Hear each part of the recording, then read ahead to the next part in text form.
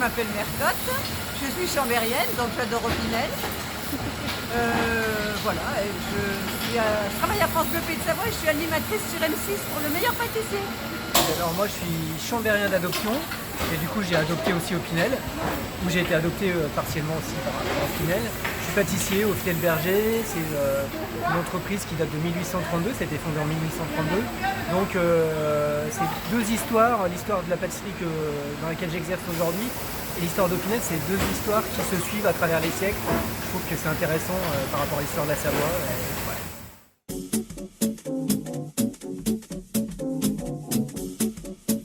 Ah ben j'en ai toujours eu à la maison.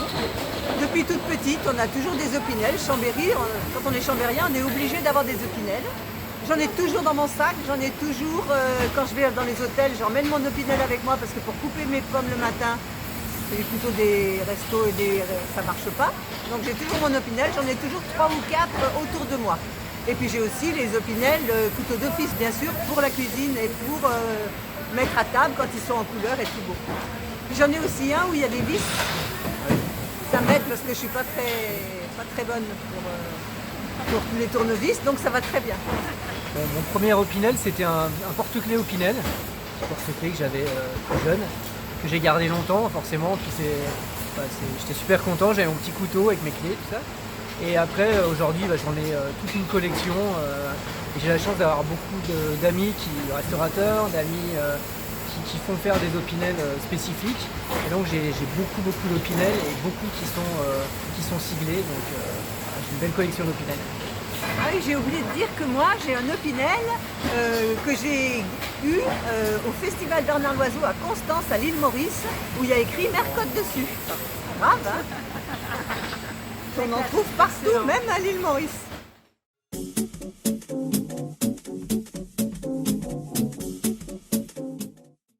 Déjà l'artisanat, c'est très important.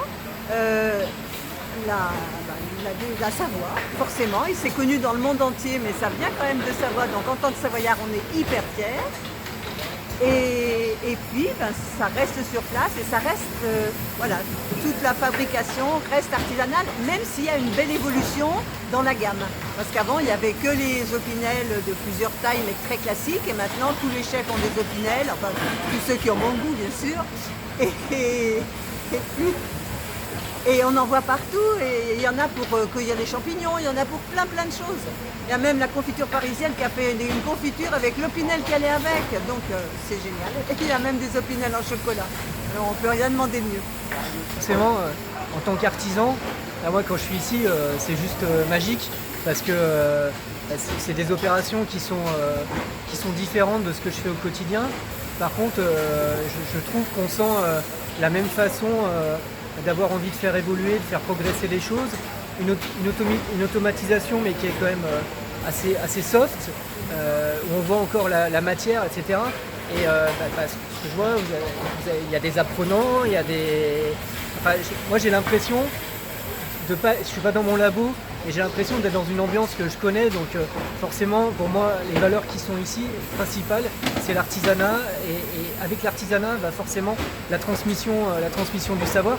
Et si aujourd'hui, plus d'un siècle après la création du couteau Opinel, c'est devenu un tel produit emblématique, mes dernières vacances, j'arrive à Aix-en-Provence, je vois une boutique Opinel, c'est un truc de fou en fait, ce que ça représente, on a l'impression que c'est chez nous en fait, cette boutique c'est chez nous, et donc forcément quand on est ici il y a quelque chose de magique, et oui, la transmission, c'est pour en être là aujourd'hui, avoir su faire perdurer cette invention, ce couteau, l'avoir fait évoluer et le faire devenir ce qu'il a aujourd'hui, forcément il n'y a que la transmission et l'évolution et le partage qui peuvent arriver à faire ça. Donc oui, c'est clairement ça.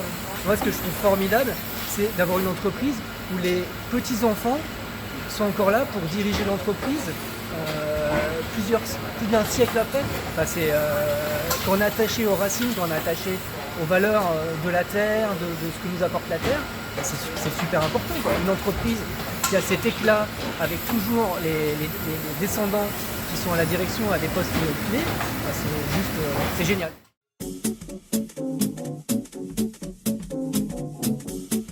Alors je sais pas le numéro. Je crois que c'est le numéro 7, c'est ça? Celui qu'on a toujours qui est pas trop petit, pas trop gros. Je pense que c'est le 7.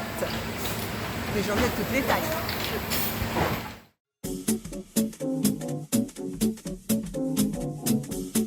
Pratique, sécure, esthétique. Génie, artisanat, chocolat.